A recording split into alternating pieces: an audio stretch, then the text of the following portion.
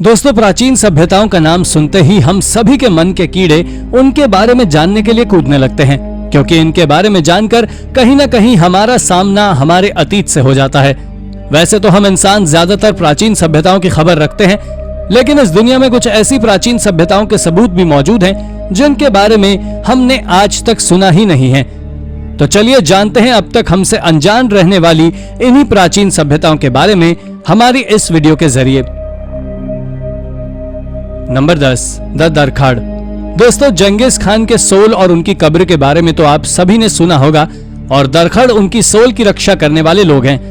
दरअसल ऐसा कहा जाता है कि जब जंगीज खान अपनी मौत के अंतिम घंटों को जी रहे थे, तब उसने शमन नाम के एक प्रीस्ट को बुलाया था, जिसने किसी रिचुअल की मदद से जंगीज खान की आत्मा का एक हिस्सा एक ऊंट के बाल में डाल दिया था।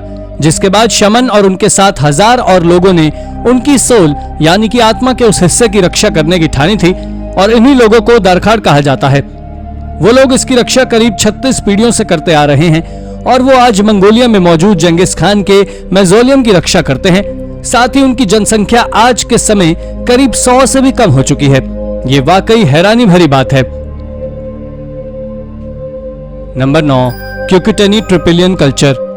ये सिविलाइजेशन आज एक नियोलिथिक सिविलाइजेशन था, जिसे 5500 बीसी के आसपास एस्टैब्लिश किया गया था।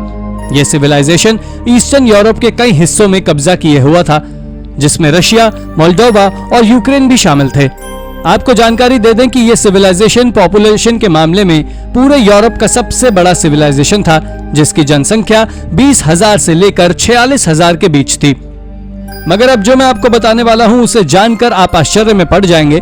तो आप जान लें कि इस सिविलाइजेशन के लोग हर 60 से 80 साल के बीच में अपने बनाए स्ट्रक्चर्स को जला दिया करते थे, जिसके बाद वो ठीक उसी जगह पर एक नए स्ट्रक्चर का निर्माण करते थे, जो काफी ज्यादा अजीब बात है।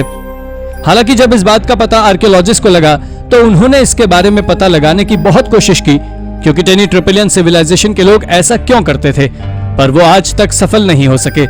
इतना ही नहीं, इस सिविलाइजेशन ने अपने बहुत कम सबूत छोड़े हैं, जिसके कारण इसके बारे में पता लगाना और भी कठिन हो गया है। Number 8, the kingdom of Commagene. Kingdom of Commagene एक शॉर्ट पीरियड तक रहने वाले साम्राज्यों में से एक था, जिसको अगर इतिहास के हिसाब से देखा जाए तो इस सिविलाइजेशन ने केवल 163 बीसी से लेकर 72 एडी तक राज किया था।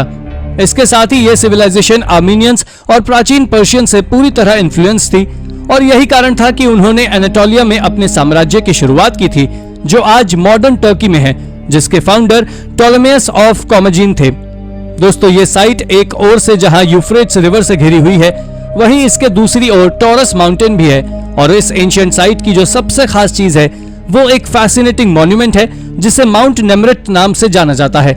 अब अगर इसके खत्म होने के कारण पर बात करें, तो 72 एडी में रोमन एम्पायर ने इस जगह पर हमला किया था, जिसके चलते ये पूरी तरह तबाह हो गया था। नंबर 7, द उर्दू बेगिस। दोस्तों, उर्दू बेगिस मुगल एम्परर के समय के लेडी वॉरियर्स को कहा जाता था, जिनका केवल एक ही मकसद होता था कि वो अपने राजा की सुरक्षा करें। ये हमारे भारत में ही सबसे पहले 1526 में मुगल एम्परर के दौरान दिखाई पड़ी थी, और इसका सबसे बड़ा उदाहरण बाबर है, जिन्होंने इब्राहिम लोदी के खिलाफ लड़े हुए बैटल में ट्रेंड की गई कश्मीरी, टर्क, हबशी और तारतर की वुमेन्स का उपयोग किया था। दरअसल बात कुछ ऐसी है कि मिडिवल एज के दौरान मुगल एम्परर ने एक बहुत बड़ी मात्रा में औरतों को कैप्चर करके रखा था, और उनकी रक्षा के लिए उर्दू बेगिस नाम से इस ग्रुप को बनाया था, और इसके साथ ही यूनुस की भी एक छोटी आर्मी इनकी रक्षा के लिए होती थी। ये वाकई बहुत अजीब साम्राज्य था। Number 6, the Chavin civilisation. Chavin civilisation ने 900 बीसी से लेकर 200 बीसी तक यानी 700 साल तक साउथ अमेरिका में राज किया है। यह सिविलाइजेशन पूरे साउथ अमेरिका में इनका सिविलाइजेशन के आने के बाद सबसे पहला सिविलाइजेशन था, जिसके लोग आर्ट में कुछ ज्यादा खास थे, और आज भी इनके आर्ट पीसेस सरवाइव कर रहे हैं, पर इनका कल्चरल आर्ट पेरुवियन एंडिस के कल्चर से मिलता जुलता था। इसके साथ ही इस सिविलाइजेशन के लोग कुछ अजीब तरह के भगवान की पूजा करते थे, जिनमें से सबसे ज्यादा पॉपुलर स्टाफ डाइटी थे, जो तिवानाकू में मौजूद गेटवे ऑफ सन के ऊपर भी बने हुए हैं, और इन्हें गॉड ऑफ एग्रीकल्चर के नाम से भी जाना जाता है। इनकी मुख्य रिलीजियस साइट की बात करें तो शैवन डी हुआंटार इनकी मेन रिलीजियस साइट है, जहां ये लोगों की बलि देकर अपने देवताओं को खुश करते थे। Number 5, Rurikid dynasty. दोस्तों, लैंड ऑफ रस्ट के बारे में तो आप में से ज्यादातर लोग जानते होंगे। ये वही जगह है जहां 9th सेंचुरी से लेकर 16th सेंचुरी की शुरुआत तक र्यूरिकिड डायनास्टी ने राज किया था। इस डायनास्टी को एक महान रूलर र्यूरिक और उनके भाइयों ने मिलकर स्थापित किया था, लेकिन उनके भाइयों के मरने के बाद लगभग सभी जगह पर र्यूरिक का कब्जा हो गया। आपकी जानकारी के लिए बता दूं कि इसके अंदर में आने वाला ज्यादातर हिस्सा आज के वेस्टर्न रशिया का था, जिसकी नींव नोवोगोरोड से भरी गई थी। इसके साथ र्यूरिक की साल 879 में मौत हो गई और सारा साम्राज्य उसके बेटे ओलेग के हाथों में चला गया था, जिन्होंने आक्रमण कर काइव को भी जीत लिया था, जो आज मॉडर्न यूक्रेन में है।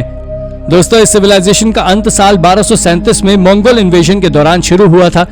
इसके बाद बाइजेंटाइन एम्पायर के द्वारा इस सिटी के ज्यादातर लोगों को क्रिश्चियन धर्म में बदल दिया गया था, जिससे यह साम्राज्य अलग अलग हिस्सों में टूट गया और धीरे धीरे इन्होंने अपना सब खो दिया, जिसके बाद 1598 में इनका नामो निशान तक मिट गया। Number 4, the kingdom of Rheged. Rheged एक बहुत ज्यादा रहस्यमय सेल्टिक किंगडम था, जिसका साम्राज्य नॉर्दर्न इंग्लैंड से लेकर सदर्न स्कॉटलैंड तक फैला हुआ था। इस किंगडम की शुरुआत तब हुई थी जब रोम ने ब्रिटेन के ज्यादातर हिस्सों को अपने कब्जे में ले लिया था। लेकिन ऐसा नहीं है कि इस किंगडम में नॉर्थ में अपना साम्राज्य फैलाने की कोशिश ना की हो, बल्कि इन्होंने नॉर्दर्न एरिया पर कई बार हमला किया, मगर वहां के लोग हाड्रियंस वॉल के दूसरी ओर जाकर एकजुट हो गए थे, जिस कारण से यह सिविलाइजेशन नॉर्दर्न पार्ट में आगे नहीं जा सका। हालांकि इस सिविलाइजेशन के बारे में आज तक आर्कियोलॉजिस्ट को एक्यूरेट जानकारी नहीं है कि इनका साम्राज्य कहां से कहां तक था, लेकिन इनका टाइम पीरियड 200 सालों से भी कम था। Number 3, the Huanca civilisation. Huanca civilisation भी शैवन कल्चर के लोगों की तरह ही एंशिएंट पेरू में रहा करता था, पर यह सिविलाइजेशन शैवन कल्चर से 800 साल बाद पेरू में आया था। इस सिविलाइजेशन के लोग कभी भी एक जगह पर नहीं रहते थे, लेकिन हाँ, इन्होंने लेक जूनियन के पास जरूर एक छोटे से एरिया को अपनी एक जगह परमानेंट बनाकर रखा था। दोस्तों, अगर इनके मेन ऑक्यूपेशन की बात करें तो ये लोग लामा हंटिंग कर अपना पेट भरते थे, और तो और इन्होंने करीब 400 साल रहने के बावजूद भी कभी भी एग्रीकल्चर से जुड़ी हुई किसी भी चीज को बढ़ावा नहीं दिया। हालांकि जैसे ही लामा की ट्रेडिंग शुरू हुई तो इनका डिस्ट्रक्शन शुरू हो गया, जिसके बाद इन्होंने पिछले 400 सालों में ना ही बड़े मॉन्यूमेंट्स और ना ही कोई अन्य चीज बनाई थी। ये एक बहुत छोटे से एरिया में रहते थे, जहां से आर्कियोलॉजिस्ट को केवल 50 छोटे छोटे पत्थरों से बने घर मिले हैं।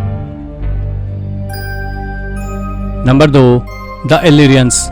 दोस्तों, आप माने या ना माने, मॉडर्न अल्बानियंस की बाल्कन पीपल के साथ कुछ लिंक जरूर है, और बाल्कन पीपल को ही इलिरियंस नाम से जाना जाता है। ये एक ट्राइब थी जिसने बाल्कन पेनिनसुला के वेस्टर्न पार्ट पर 1000 BC के दौरान कब्जा करके रखा था, और इस ट्राइब का एंड ब्रॉन्ज एज के दौरान हुआ था, जिसके बाद आयरन एज की शुरुआत हुई थी। ऐसा माना जाता है कि इस सिविलाइजेशन के लोगों ने बाल्कन पेनिनसुला में सबसे पहले घोड़ों को पालना शुरू किया, लोहे से धारदार हथियार जैसे तलवार को बनाना शुरू किया, लेकिन धीरे धीरे ये सिविलाइजेशन इटली में जाकर खत्म हो गई। इसके साथ ही इनके बारे में ऐसा कहा जाता है कि मैकेडोनियंस के जड़ें भी इलिरियंस से जुड़ी हुई थी, पर यह बात कितनी सच है, आज तक इसका पता कोई नहीं लगा सका है। Number 1, the Hindu Vijayanagara empire. दोस्तों, इस एम्पायर को साल 1336 में खोजा गया था, जिसने अगली 2 सदियों में काफी ज्यादा तरक्की की थी, और इसकी बनावट आज पूरे साउथ इंडिया में देखने को मिलती है। अगर इनकी शुरुआत की बात करें तो इनकी शुरुआत गाय पालन से हुई थी, जिसने इस्लामिक इन्वेजन्स को हराकर पूरे साउथ इंडिया में अपना राज जमाया था। ये एम्परर इतना ज्यादा पावरफुल था कि इसने यूरोप के रूलर्स तक को अपनी ओर अट्रैक्ट कर रखा था। लेकिन अफसोस, इसे मिडिवल इंडियन डेक्कन सल्तनत के द्वारा किए गए हमले में या कहीं बैटल ऑफ टेलिकोटा के दौरान 1565 में तबाह कर दिया गया, और सल्तनत ने इसकी कई स्टेट्स के ऊपर कब्जा कर लिया। उसके बाद बचे हुए एम्पायर को साल 1614 से 1646 के बीच पूरी तरह मिटा दिया गया, मगर इसके द्वारा बनाए गए ज्यादातर स्ट्रक्चर्स आज भी पूरे साउथ इंडिया में मौजूद हैं। हालांकि कुछ को तो मुस्लिम रूलर्स के द्वारा तबाह कर दिया गया, पर इसके बावजूद भी कुछ अब इस सिविलाइजेशन के द्वारा तैयार की गई झलक देख सकते हैं। तो दोस्तों, ये थी हमारी आज की वीडियो। अगर आपको हमारी ये वीडियो पसंद आई हो तो वीडियो को लाइक करें, और हाँ, जाते जाते इस चैनल को सब्सक्राइब करना ना भूलें। धन्यवाद।